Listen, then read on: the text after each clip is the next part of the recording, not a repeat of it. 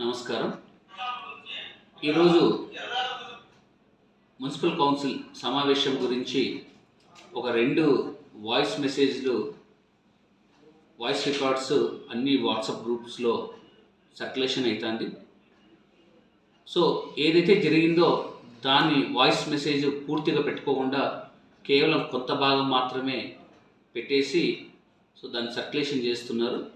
వాస్తవ పరిస్థితులు తెలుసాలనే విషయంతో ఈరోజు ప్రెస్ మీట్ పెట్టడం జరిగింది.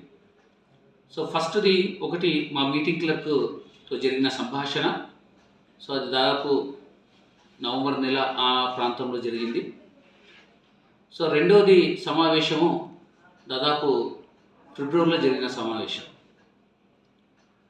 గతంలో మీటింగ్లు ఏ విధంగా జరిగాయి, ఇప్పుడు ఏ విధంగా జరుగుతున్నాయి అనేది వివరంగా మీకు చెప్తాను.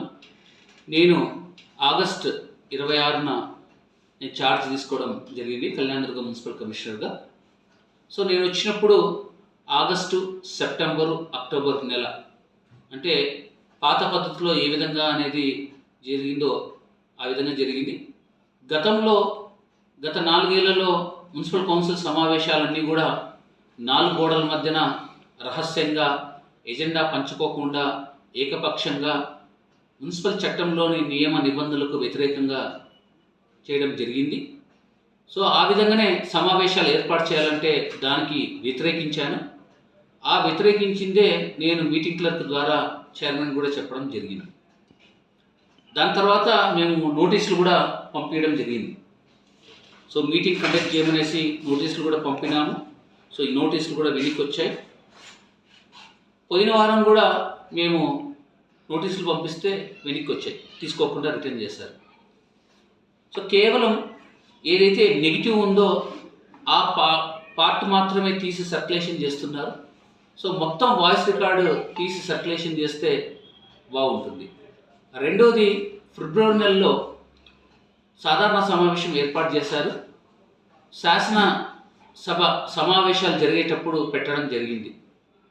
రూల్స్ ప్రకారము శాసనసభ సమావేశాలు అసెంబ్లీ సెషన్స్ జరిగేటప్పుడు పెట్టకూడదు. ఆ సమావేశాలు వాయిదా వేయమని గౌరవ శాసనసభ్యుల వారు కోరడం జరిగింది. మరియు పట్టణానికి ప్రత్యేక నిధులు తెచ్చేదానికి గౌరవ మంత్రివర్యులతో మరియు ఉన్నతాధికారులతో డిస్కషన్ చేసి అమౌంట్ వచ్చే పరిస్థితి ఉండడం వలన ఆ డబ్బులు కూడా వచ్చిన తర్వాత అన్నీ కలిపి పెట్టాలనే ఒక ప్రపోజల్ గౌరవ ఎమ్మెల్యే గారి ద్వారా రావడం, అది మేము గౌరవ చైర్పర్సన్కి మేము ఇంటిమేట్ చేశాం. తను ఒప్పుకున్న తర్వాతనే ఆ సమావేశం అనేది వాయిదా వేయడం జరిగింది తప్ప రద్దు అనేది చేయలేదు. కేవలం కొన్ని సంభాషణ ఏదైతే నెగిటివ్ ఉందో దాన్ని మాత్రం తీసుకొని సర్క్యులేషన్ చేస్తున్నారు. ఇది ప్రజలకు తెలియాలనే ఉద్దేశంతో ఈరోజు ఈ ప్రెస్ మీట్ కండక్ట్ చేయడం జరిగింది.